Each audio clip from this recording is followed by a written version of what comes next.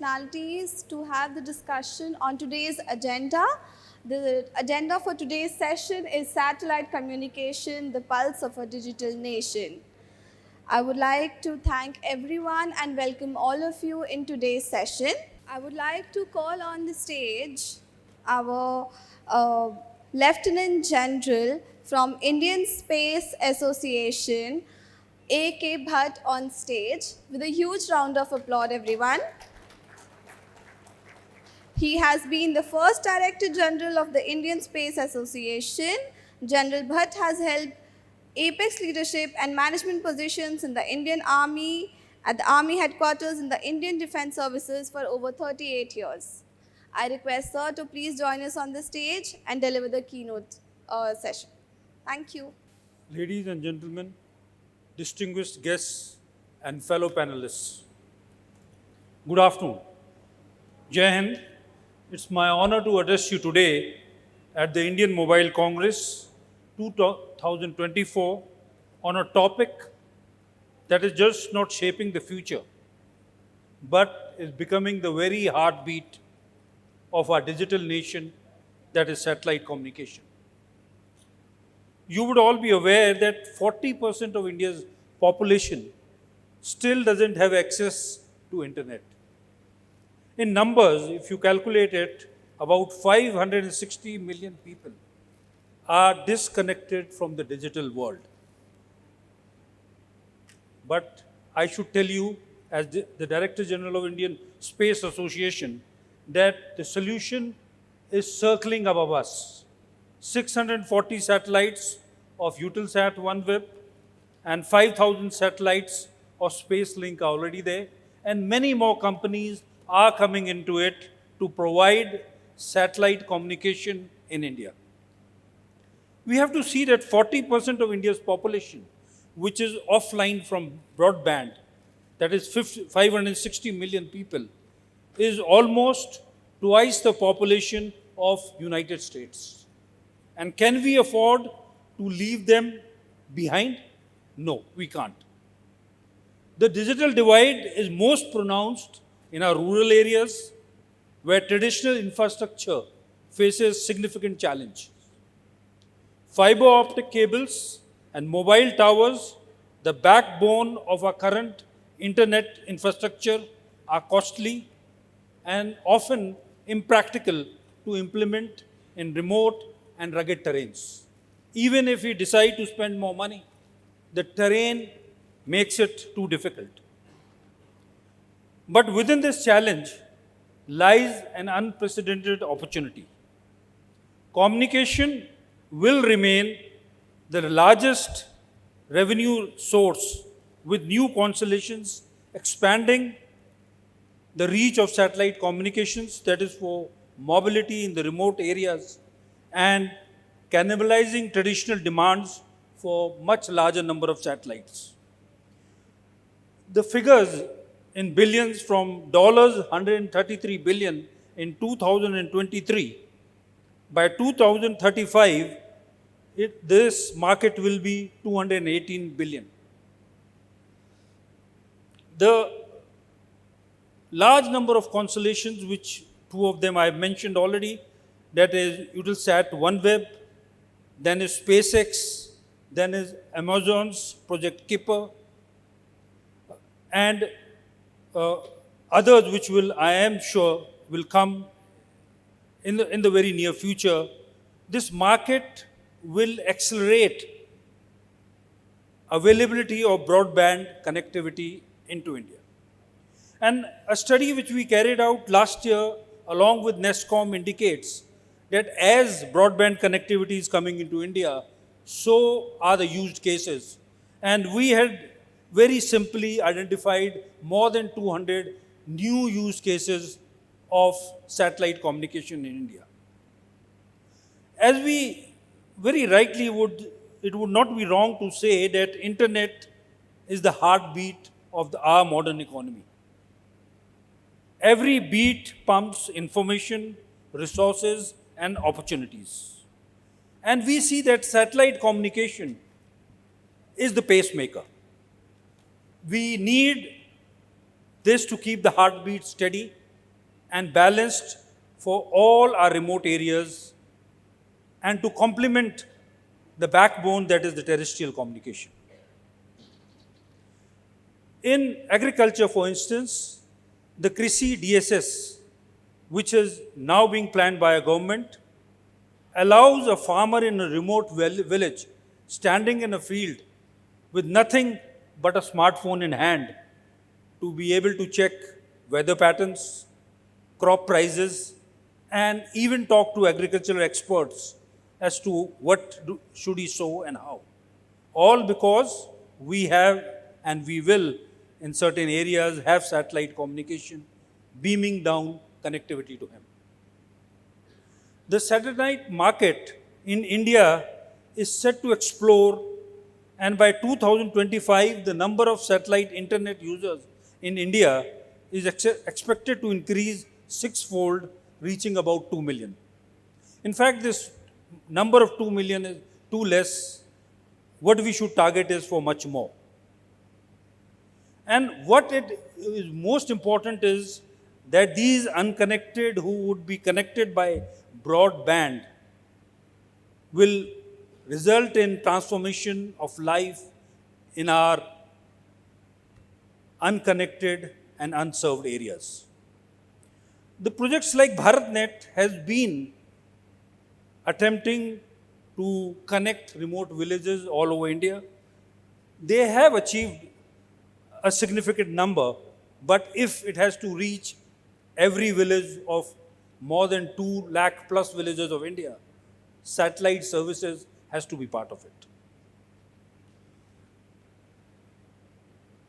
Globally, the companies like SpaceX, which have now more than 1 million subscribers worldwide, have reached remote areas like Antarctica. And we in India very soon need to reach the remotest corners of Leh Ladakh, Andamans, and maybe even in central India and connect them by broadband, which will be done by sat communication. The road ahead has challenges, and one of them is the initial cost of terminals, which is high, currently about 10 times more expensive than mobile broadband.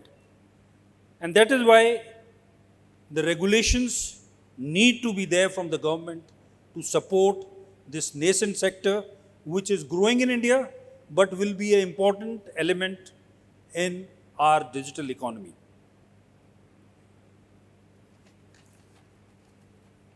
To realize the full potential of satellite internet in India, we need continued government support and a clear regulatory framework, which fortunately has been coming through.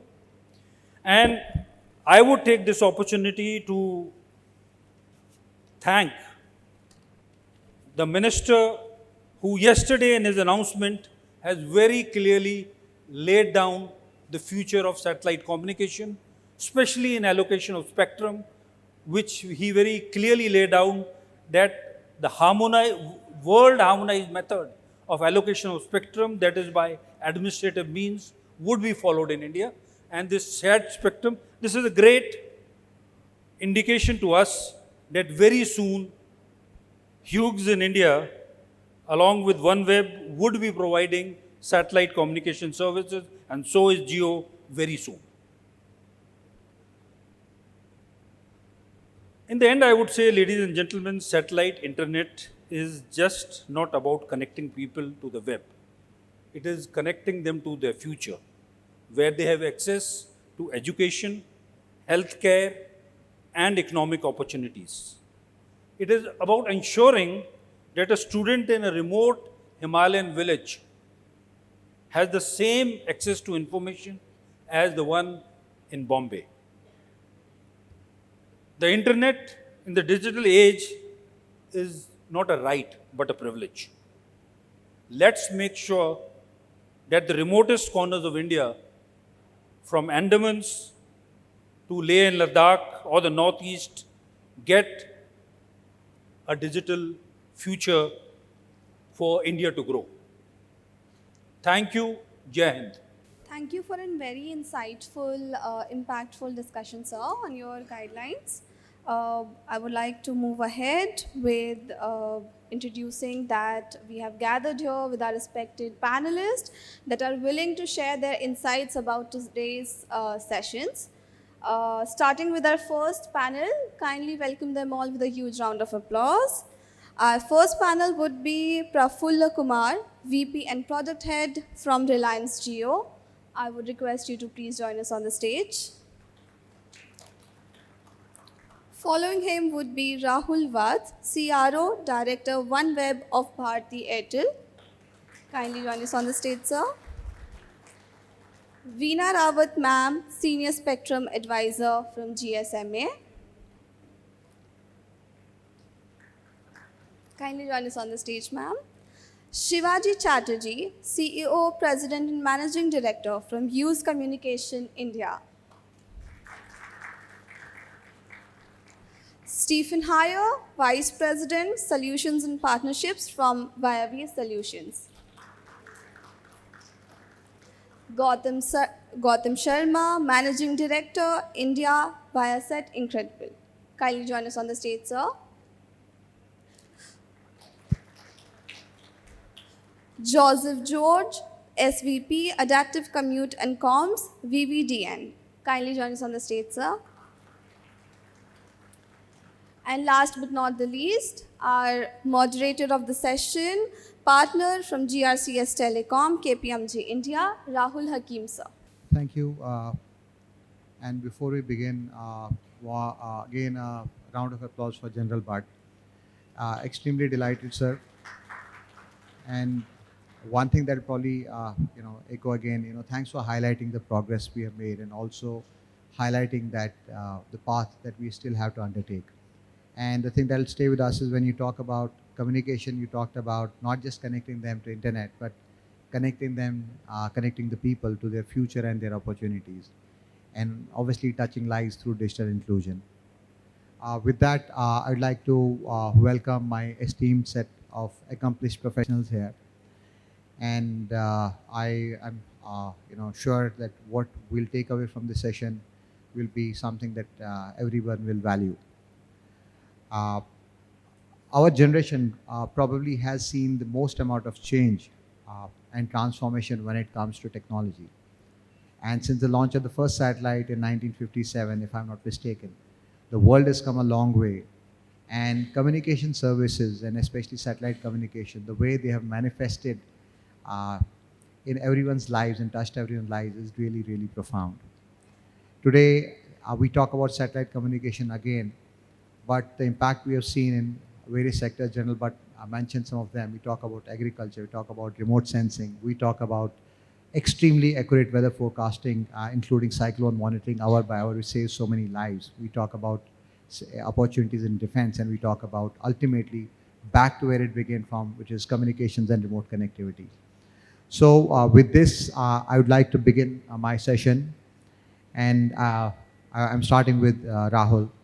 So Rahul, continuing from where General Bhatt left, now, what do you believe are the most promising sectors where satellite communication can now make a significant impact? And probably you can say in any way, right, next 5 years, maybe next 10 years, wherever you see.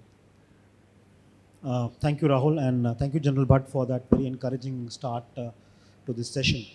I think this IMC is getting a lot of focus on satellite, and that's a really very heartening thing. And one of the reasons why we are getting into this space is the rapid technological strides which the sector has taken.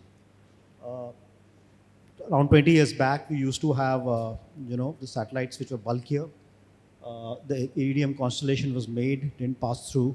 But the miniaturization of the semiconductor and the growing amount of interest to cover the uncovered areas and the space of trying to get everything digital is really leading to the next revolution. At the core of it, where we start, the satellite use cases can be diverse. For a start, for a country like us, there are still areas uncovered. Our chairman alluded yesterday that India itself has got 95% population covered, but only 75% of the geography covered. Which means what? That all our coastal areas, for example, maritime, which India wants to be a superpower in, also giving our strategic location, everything which happens in the air, or large belts of territories within India are uncovered. At our Eutelsat OneWeb stall yesterday, we linked up 6 locations of defense which had no coverage at all. The soldiers, when they were talking to the Honorable Minister yesterday, it was telling that the only communication they had was writing letters. And then they were talking on an unbuffered video call to the minister himself. Right? So that's the prime example of connectivity not being available to them. There are businesses coming up at large parts of the country. There are health centers, education centers which remain uncovered in spite of BharatNet because we still have not reached the final areas where we want to do. There are needs of security agencies which remain uncovered. So that's where here and present and now, and IMC says future is now, so this is now. This is what the need is now.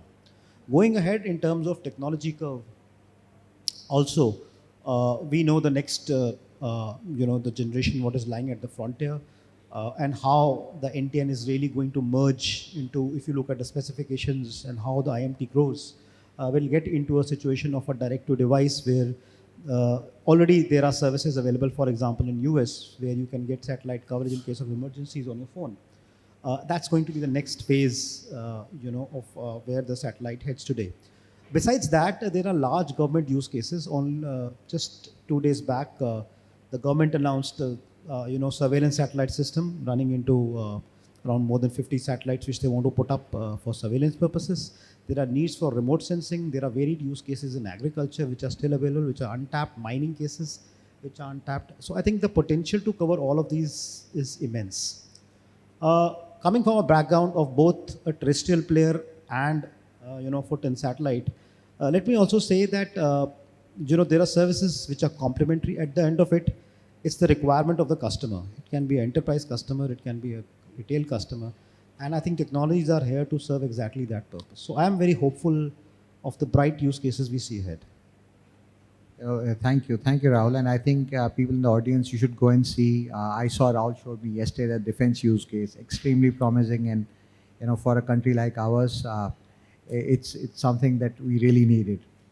With this, I'd like to go to Shivaji. So Shivaji, you talk about use cases, we talk about the importance, and from your perspective, what do you think, and how does Satcom make the pulse for a digital nation? And as a follow-on question to you, how do you feel are the opportunities for Satcom in India? Thank you. It's tough to follow two Rahuls, but I'll give it a shot. So, yeah, I think General Bhatt said it very well, heartbeat, pulse. But the fact that after day one of India Mobile Congress, you had some Satcom headlines ruling the media coverage, it kind of shows the prominence and interest which is there. Definitely the global constellations which have come about has helped the pulse racing. For us, no doubt it's something that we never expected. I've been in this industry for 27 years with Hughes, and never thought I'll see a day when a Satcom link would perform like a 5G connection in terms of bandwidth speed, in terms of performance, and most importantly, in terms of user experience. So the fact that that is enabled, and like no terrestrial network can be uniform globally, you have here a promise that a Satcom network like OneWeb is available in the same way anywhere in India, anywhere in the air, anywhere in water, anywhere in the world. I don't think this kind of homogeneity is possible in any way where you can get a same service anywhere you go. And I think that is the most exciting element for a country like India, where inclusion is a very deep value for whether it's socially, whether it's economically, and now digitally. This is the only way to really have true inclusion. And for any pulse, like of a body, you need it to radiate across the whole body. Today, we don't have the pulse going to all 100% of the country. So in that sense, for it to be a digital nation, you need the whole body or the whole nation to be digital. And that's the promise which SATCOM does. So multiple things coming together. The fact that we have a full packed house in IMC for a SATCOM session is also another credit. And I think with all the use cases which will get rolled out in the next 2 to 3 years, building on all the work which has gone done in the last 25 years in India to build the core market, ISRO has played a big role in setting the way, and that's why India always loves SATCOM. A large part of it is the pioneering work which ISRO has done, and all the private sector and all these great technologies will take it forward. Thank you.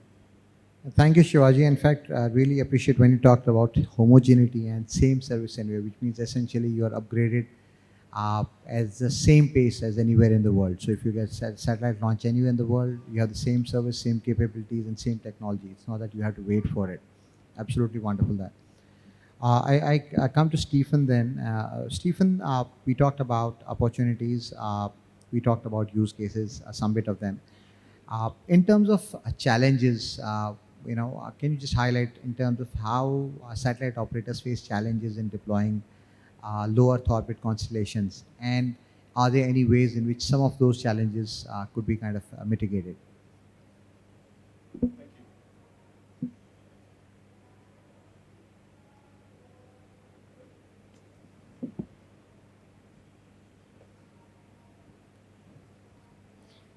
Wasn't sure if you were trying to stop me from speaking there.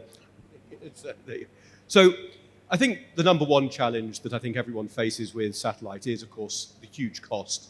And particularly when we look at LEO, the thousands of satellites you need to get coverage represents a huge challenge. I think as General Bart said in his opening comments, that of course, satellite offers a huge opportunity to actually deal with the cost factors on the ground. We don't need to have backhaul or microwave links, so we can enable rural areas, coastal areas to easily have coverage. But of course, against that is the cost of actually building the networks. And VRV, as a test company, we get involved with end-to-end companies, whether that's satellite operators, traditional telcos, or the people building the equipment all over the world. And we see a couple of things coming through that I think will actually help to drive down the cost and actually make satellite a reality. One of the first and most important things is actually making sure that we have regulatory and standards convergence around the world. Because if we're using the same systems, the same standards around the world, then we get the economies of scale. But that's only part of it. We've actually then got to just drive down the cost at every part of the equation. And here, there's actually some interesting stuff happening in the standards. A key use case is IoT. And there what we're seeing is, of course, IoT devices don't need to have continuous coverage. So within the standards, there's a lot of work going in terms of like dealing with sparse networks. How do you program into the devices that they communicate when there's satellite coverage? This means you can actually get IoT coverage across the country without necessarily needing to have a complete constellation of satellites. And so I think this combination of the work going on in the standards, thinking about how you actually mitigate the fact that coverage will not be universal to start with, is a very important part of how we actually drive down those costs and make satellite communications a sort of reality for people in rural areas and sort of currently underserved markets. Thank you, Stephen. In fact, Joseph had some similar thoughts on this. So Joseph, what's your take on it? Yeah, so as of now, right, the few of the challenges in this is the testing, right, as Stephen rightly mentioned, right. So in the testing also, one major challenge is like there is no standardization, right. So let's say talk about Starlink and all, they use custom microwave link. There is no standardization in that. When we talk about 5G and TN, of course, things are pretty clearly defined in release 17 and thing, right. So that is one of the main challenge what we see now. So some standardization is required. Otherwise, we cannot make different test equipments with the different combinations. That is not viable. So that is the thing we shall address. So that is the thing I can add on the test and service. And secondly, the amount of initial investment required is huge, right? Even if shuttles are there, but still it is huge. So now from the operator perspective, what are the use case where they can monetize from their subscribers, right? That is the key thing. Without proper business model, technology won't go beyond. Then the only opportunity is like government need to take care of this, right? So, and secondly, so for all these constellations, we are talking about the LEO, the low Earth orbit for high bandwidth and low latency. And the orbital speeds are pretty high, like it will be like a 30,000 kilometers per hour in that range. So this will create a lot of technical challenges, right? For example, like the Doppler effect, the rapid change in the channel characteristics, right? So there, VVDN as a company, what our contribution is like the advanced algorithms, right, on integrating the AI or tightening the LDPC decoding, where we can increase the signal quality. So these are the few things I can think of, right, the challenges and what we can address. Thank you. Absolutely well put. And with this, we request Madam Veena.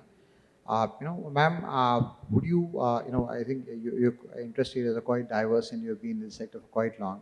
So could you help us with understanding how non-terrestrial networks complement the terrestrial networks for global coverage? And is there any leading practice or a leading trend that has been seen globally? Good afternoon, and thank you very much for inviting me. I'm very thankful for IMC because every time I come to India, I learn so much more about India, and especially the telecom development. Let me make first a couple of comments on what I have heard so far. We keep hearing about the need for the satellite internet and the kind of internet you're talking about. The speeds we just heard, they are to the fixed terminals. They are not to the mobile terminals. My focus right now is the direct-to-device, the satellite to direct-to-device. And that's not really you are doing in terms of a satellite internet, but more the type of services we are looking at are emergency services and the messaging services. And there are reasons for it. So and the other issue you talked about, the standardization, and that's so important. And that's why one of the reasons, again, when we are talking so much about it now, is that 3GPP Release 17 came out with the standards for the satellite radio interface. In all the mobile satellite bands now, the traditional bands, the 3GPP Release 17 came out with this. And not only, they also added the gateway standards too in Ka-band.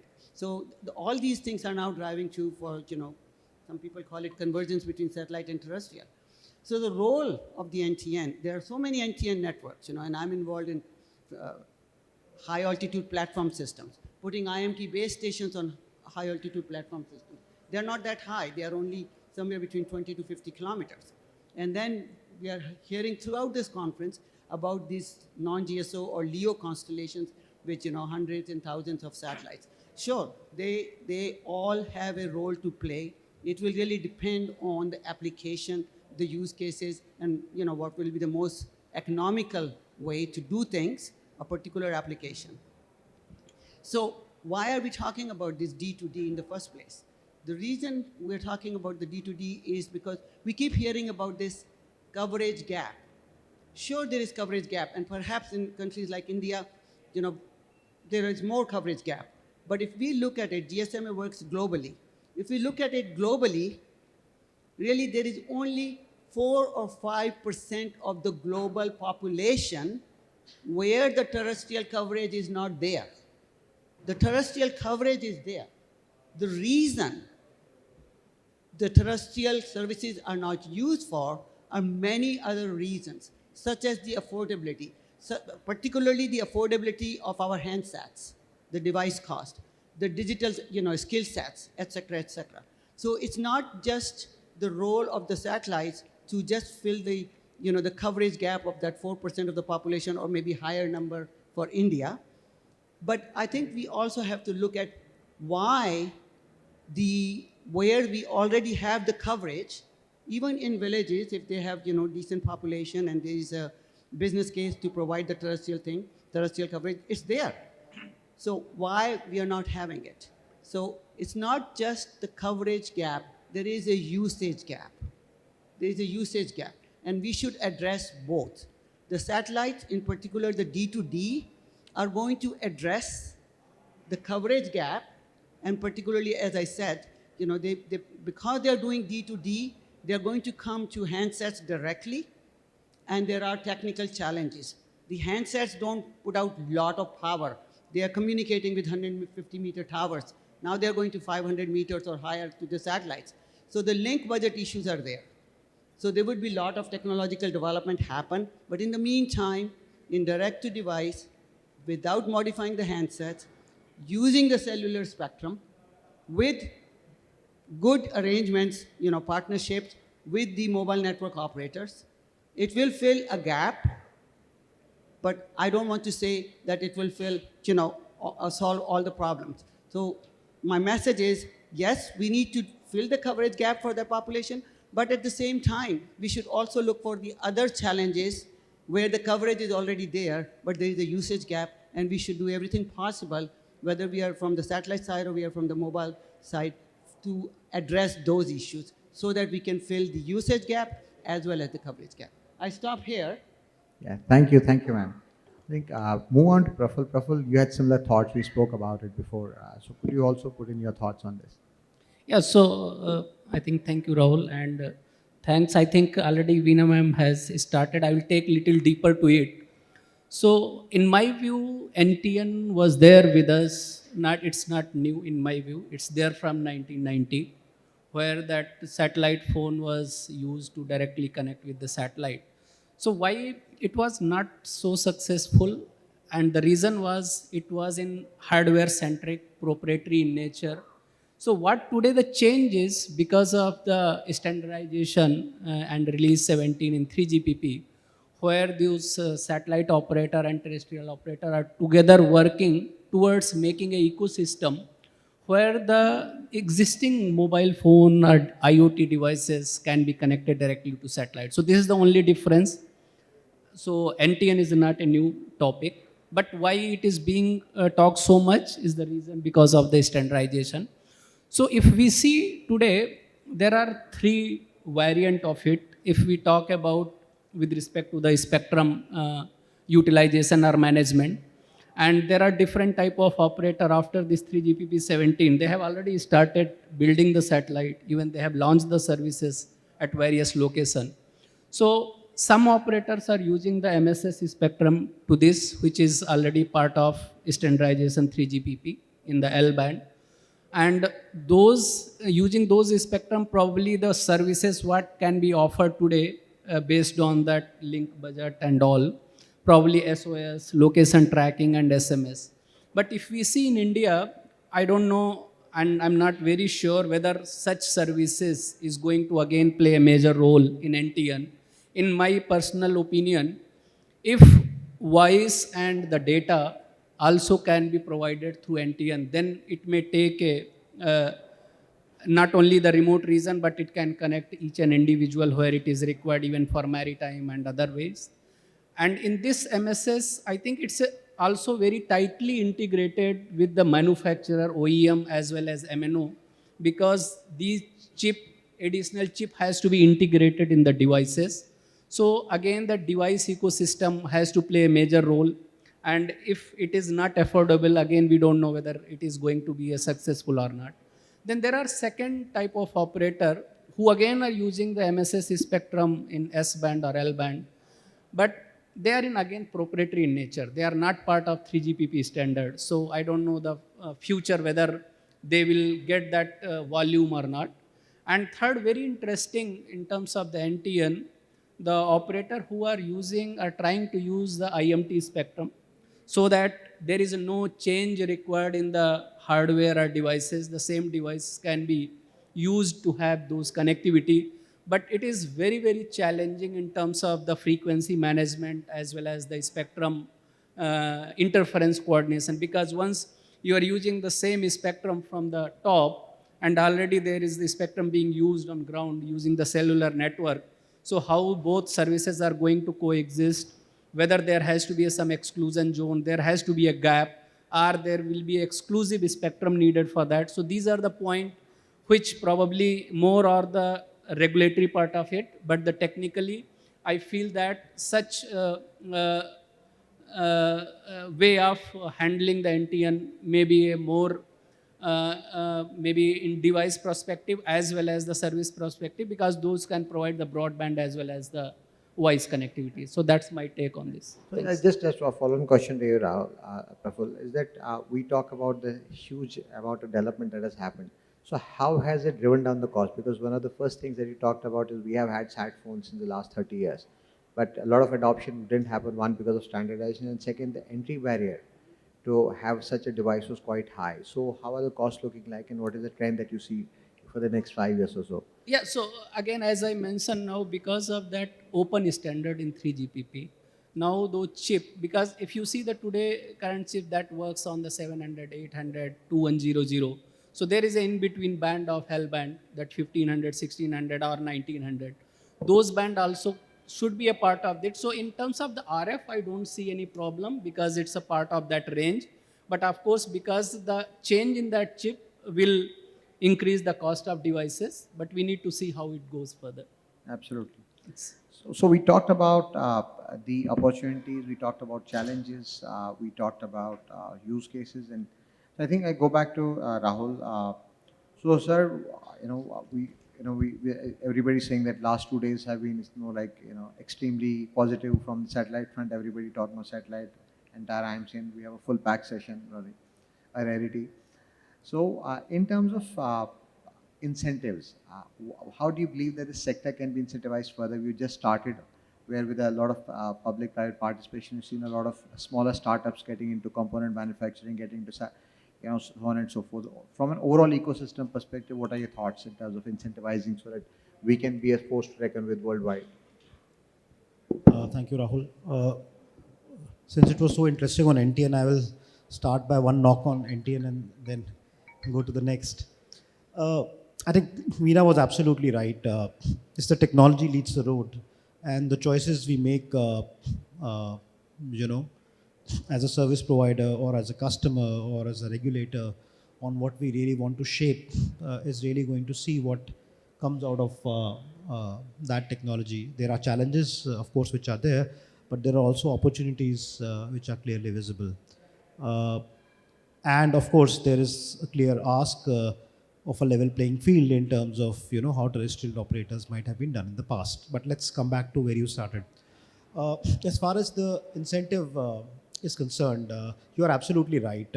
I think first point I want to make is the energy which the Prime Minister has shown to reinvigorate the space sector in India over the last 2-3 years is amazing.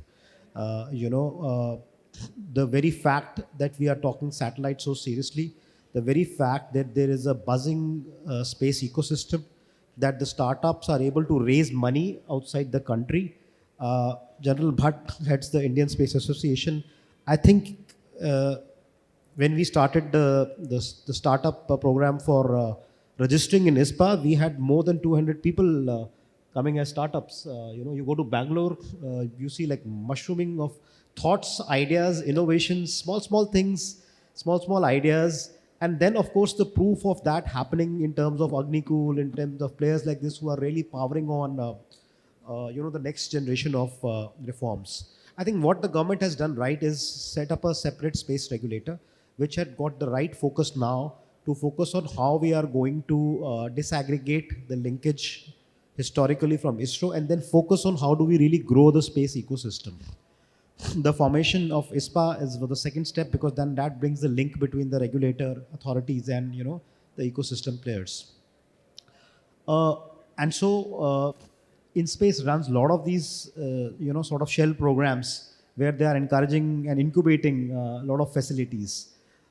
We had several discussions, General Bhatt will be aware, where there have been talk of setting up space parks. For example, how do we really, mushroom this thing out further, which is a great idea.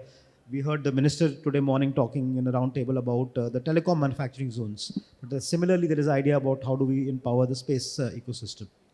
Coming back to the linkage, back to the telecom out here, IMC. I think the Honorable Minister himself has set up a stakeholder committee. We have been part of the discussions which have taken place here, not delving into much of that. But I'm saying what really needs to happen is how do you encourage the use of satellite? So today, you have a USO program if an area is uncovered. And if you provide mobile coverage there, you are given a subsidy by the government. Why can't that same subsidy be given to a satellite pair, for example? So if Shivaji or Gautam says that I can provide X amount of coverage in an area, they should be equally eligible, to get a part of the subsidy which the government intends for connectivity. There have been recommendations from the regulator about rationalizing the spectrum usage charge. Right today is a situation where BSNL is treated on a different latitude compared to other private players, and I think there's a time has come to really rationalize that particular spectrum usage charge. There are also legacy tentacles of the past. A lot of link budget calculations or standards which TEC has created all relate to the GSO systems, for example, right? Do they reflect the change in technology or the NGSO system? There's a gap out there also. So again, it requires a fresh look on part of the regulator and the licensor to look at these, problems afresh. More importantly, look at the opportunity. Indians are traveling, right? They are traveling out every time. And once you sit in an aircraft, they really want to now start having the coverage and opportunity available for broadband usage. All this is really leading up to a lot of potential and a lot of things which can happen. General Bhatt is again there. Sorry, I'm referring to him again because a lot of ideas come from there. The defense agencies did the IDEX, right? The IDEX, the entire program is all about how defense can utilize the use cases more and more and come up with more ideas for serving up India's security needs, for example. So I think in terms of the opportunities which are available, incentives, and by the way, IDEX is very clear that if this is what I want, how are you going to deliver it to me? And then what are the opportunities available for you to be able to recover the money you're trying to put into it? So I think I'm very energized by the entire ecosystem in terms of incentives. There are small nickels here and there which are remaining, but I'm sure with the vision which we have to make it right, we are going to do it. Thank you. And when you talk about incentives, then reforms can't be far behind. Incentives and reforms go hand in hand together. And we'll move to Gautam. So Gautam, in your view, how do you look at the space reforms as on date, and what more do you believe that can be done? And along with reforms, there's a follow-up question to you. In terms of when you look at incentives, reforms, and are there any aspects that you want to talk about in terms of bridging the digital divide? I know others have touched upon it, but it would be great to hear your views as well. Yeah, so I think my personal take is there is a positive momentum when it comes to satellite communication, and that started with 2020 when I think Prime Minister or Finance Minister announced that they're going to open up the satellite industry. So I think there are 4 significant things which have happened. The first is formation of InSpace. I think that was a very clear message that they want to, the government wants to include private industry into space sector. So I think that was a very positive thing. And, if you see, they came up with a clear vision for the government for the industry that they want to grow the revenues from existing $8 billion to $44 billion. So I think interesting thing is vision, clear vision from InSpace. And also a single point of authorization. I think that's a very positive move. I do remember we have so far got 3 satellites approved, 2 through Apex Committee and now with InSpace. I think things have been much better with InSpace, but it can be even more better actually. So I think that's the one positive thing which I see. The second thing is the SATCOM policy which was announced. I think it also very clearly gave an indication that the government is serious about allowing the private companies to get into this space. I think the third significant thing was on the reform side, Telecom Act. Telecom Act in a way clearly gave a direction that the satellite industry will be given spectrum administratively. I think that was very, very important step. And the fourth one I see as FDI. I think the government does realize this sector requires a lot of investments, and that's the reason they kind of allowed 100% investments via automatic route. So I think these are four significant milestones which kind of give a clear direction that there are certain specific reforms which have happened since 2020. On the digital divide, from Viasat perspective, see, just for the wider audience, because many of the people here are from terrestrial background, Viasat has been giving mission critical services to the government and defense forces for almost decades now. And in addition to this, we also give commercial connectivity like in-flight and maritime services. We are working very closely with BSNL and several other partners on three areas. One is how we can actually manufacture and launch satellites from India. I think that's very critical. Small geo satellites which have capabilities of 180, 175 Gbps kind of capacities, and that's something which we recently signed with New Space India Limited to explore possibility of launching satellites for India, and those can actually help in removing digital divide. I think two small geo satellites, one over Northeast and one over Jammu and Kashmir, can actually be very, very helpful. Additionally, I think we're also looking at manufacturing satellites and actually exporting it outside. That's one area we think we can collaborate with ISRO. The second interesting thing on the digital divide, what we've done is yesterday we have demonstrated direct-to-device services. I think this is the first direct-to-device demonstration to happen in Asia minus China. So I think that's a very significant step which BSNL has been able to show. So one of the phones, I won't name the brand of that phone, that is a Make in India phone, recently launched, that has a capability of NTN. So, they will be able to kind of talk to our satellites and, get connectivity where cellular coverage is not there. So I think that's a very significant milestone. I would encourage everyone, in case if they want, they should actually come to BSNL booth, or we also have outer space where we are showing demonstration of direct-to-device. Using your smartphone, you will be able to send messages and SOS via one of our 6th generation satellite over India. So I think that's a very significant step for, in phase 1, it's going to be more of SOS and SMS, and in phase 2, it's going to be voice followed by broadband capabilities using your cellular phones. The third area where we're focused on the digital divide probably would be our Viasat 3 series satellite over Asia Pacific, which is expected to be launched somewhere next year. That satellite has a capability of 1 terabyte, one of the largest satellites. I'm sure that will also contribute to the connectivity requirements of rural India. Yeah, that's all from my side. Thank you, Gautam. Since you talked about devices in mobile once again, and I'll move back to Veena ma'am. So ma'am, looking beyond 5G, how do you envisage a role for satellite communications in the future of mobile networks and 6G and beyond? Well, the 5G, we talk about 5G, but one of the things which will happen is, if once the standards are followed, is the integration, the two networks. Right now, most of us are still running 2 parallel networks.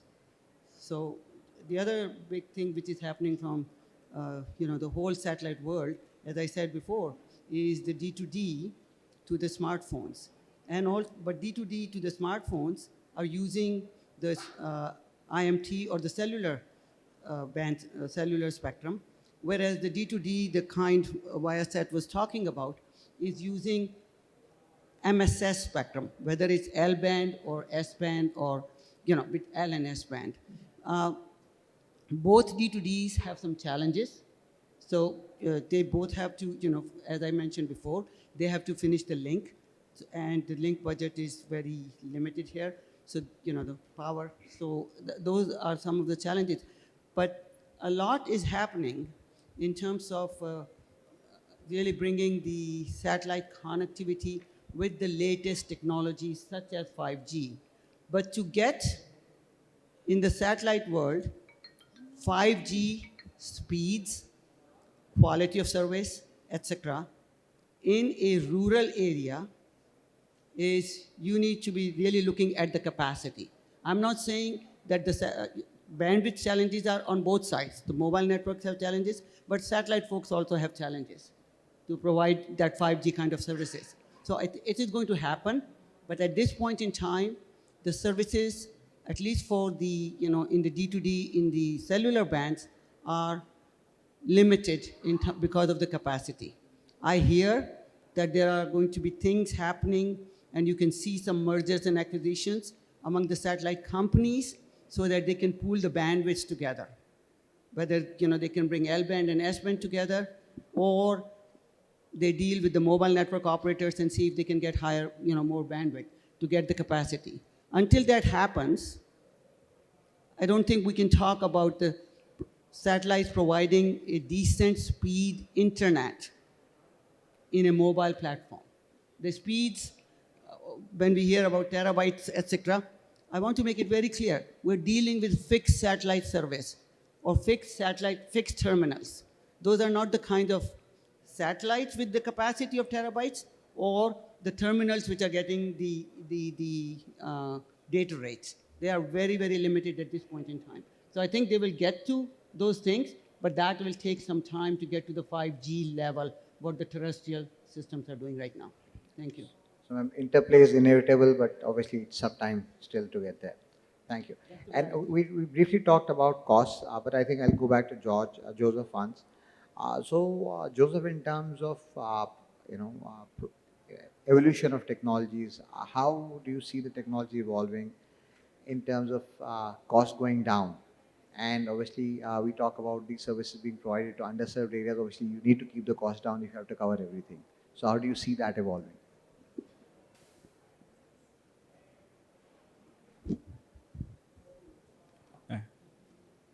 Yeah. So the one major thing, right? The cost is the major thing, right? As without so one of the key area. Hello. Yeah. One of the key thing, right? We need to address the cost of the solution, deployment, the solution, right? So even though like the launching a payload into the orbit is not that cheap, right? Significant amount of cost is required, right? But with the event of this reusable space vehicles, right, this has come down significantly. The second thing is like when we talk about the LEO constellation, it is mega constellation, right? It involves like a few thousands of the satellite, right? So how we will address? So then we need to consider the manufacturing, right? So we need to bring in the manufacturing engineering, right? How we can set up the production line for these satellites so that we can bring down the cost. So this will create an ecosystem, right? So finally, the satellite become a commodity kind of thing. So that is the way. And under the advancement in technology, for example, like as Madam mentioned, right, so one of the key challenge will be the uplink link budgeting, right? So the thing is like with the event of flat panel antennas with multiple radiating elements, right? In a 300 cross 300, we could able to get enough link budgeting. I'm talking about microwave link, right? Non-5G NTN for the backhaul kind of thing. So these are the ways like we could able to minimize the cost for these things which can provide connectivity. Yeah, thank you. So again, we talk about devices, we talk about directed device, we talk about other services. But one thing that still continues a part of ecosystem is the overall IoT ecosystem. And come back to you, Stephen. In terms of how do you envisage collaboration opportunities between IoTs and satellite providers, and also some use cases in expanding the overall IoT ecosystem? I think it's an interesting thing. I mean, I think for those of us who come from the telecoms background, I think satellite and telecom have sort of, in some ways, have been enemies for a long time. And now with NTN, we're sort of coming together and having to collaborate much more. So I think this is a really important thing. But one of the things we sort of observed, I think in the early stages of this, what we'll probably need to see is we'll probably need to see devices, particularly in IoT, that are actually dual standard. You know, I think sort of because the coverage is not going to be universal, the technology is still maturing on both sides. So, for example, we may have a combination of telecom. I think, as Veena mentioned earlier, getting data rates up is still going to be a challenge and will take time.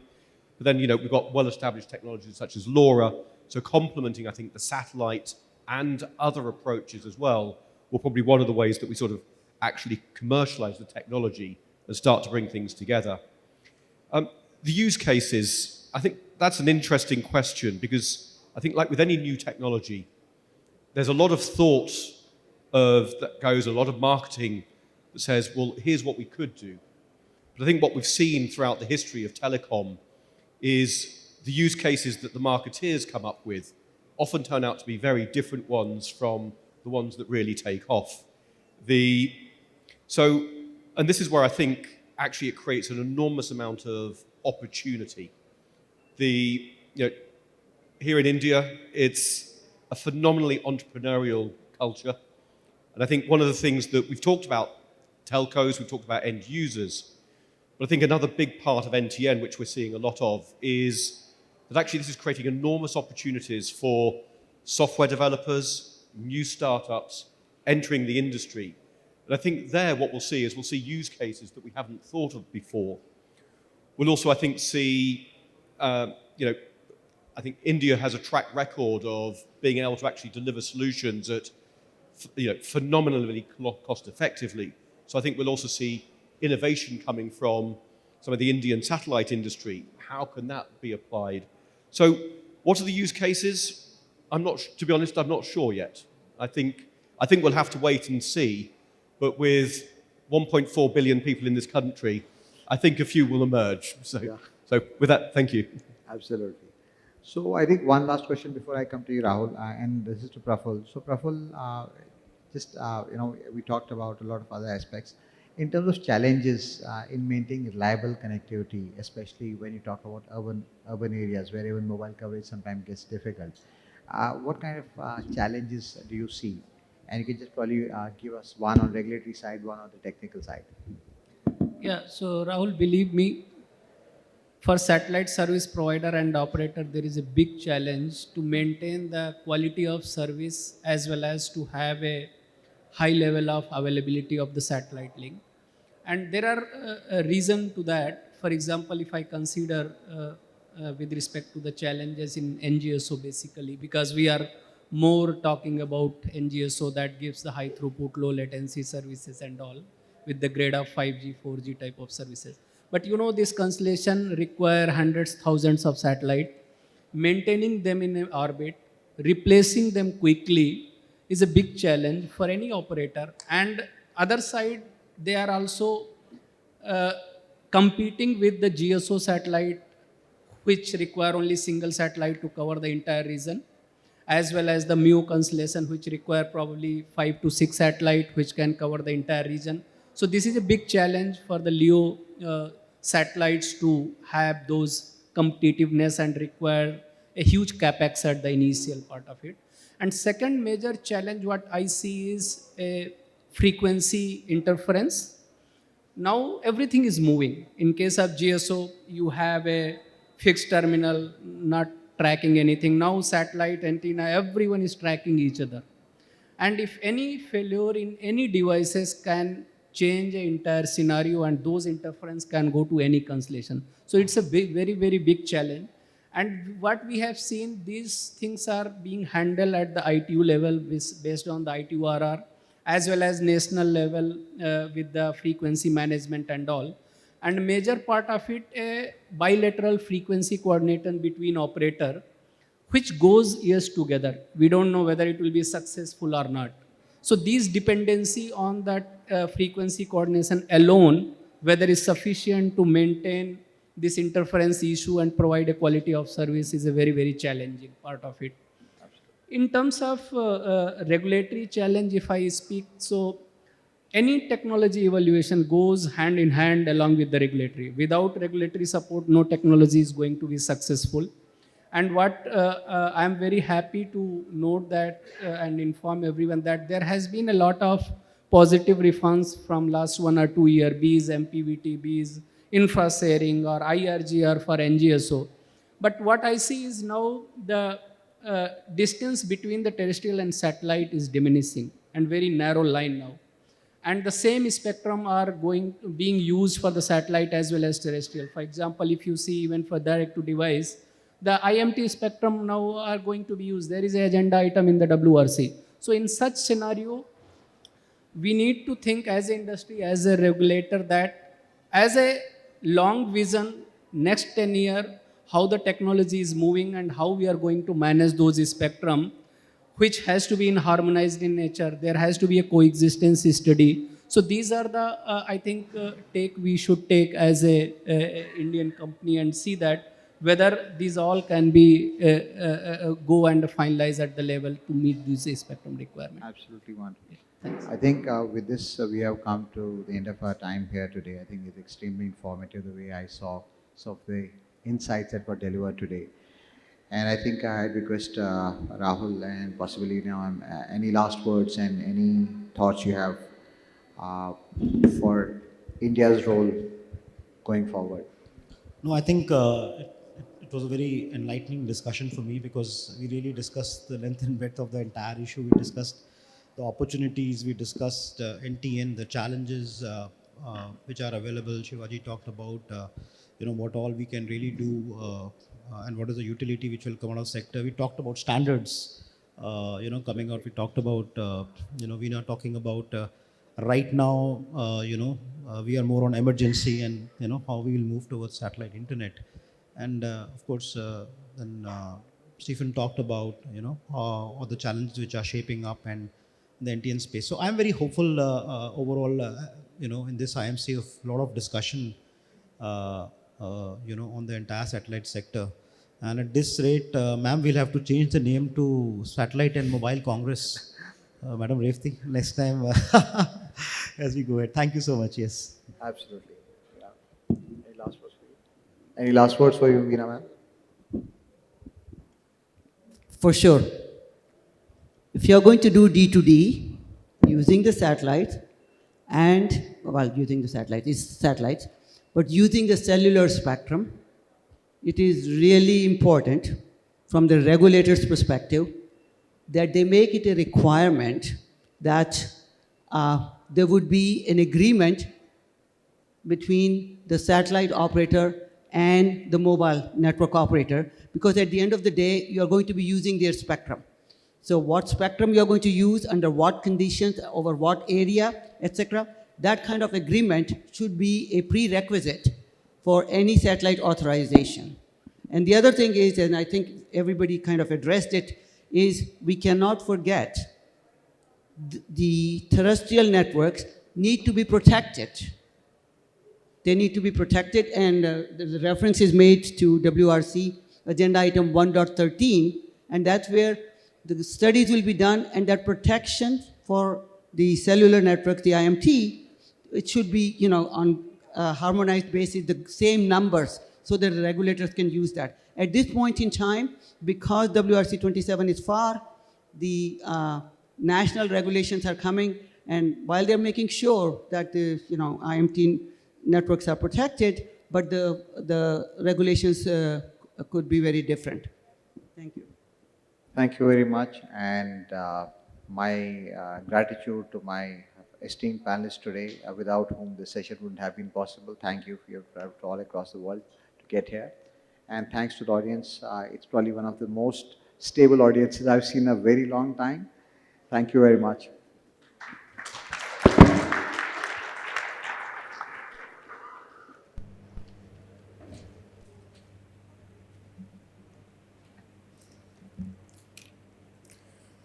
Thank you, everyone. I sincerely appreciate the depth of knowledge you've brought to this discussion. I would like all of you to kindly remain on stage, and I would request our moderator to kindly distribute the mementos to all our panelists. Adding to that note, I would also like to invite Lieutenant General A.K. Bhatt on stage as well. Kindly join us on the stage, sir.